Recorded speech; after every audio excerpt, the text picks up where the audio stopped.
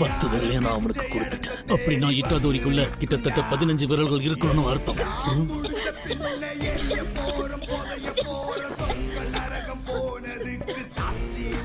இன்னும் உயிரோட தான் இருக்கீங்களா? என் நேரத்தை வீணடிக்காதீங்க.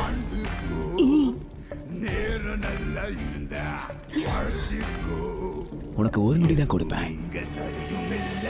கையை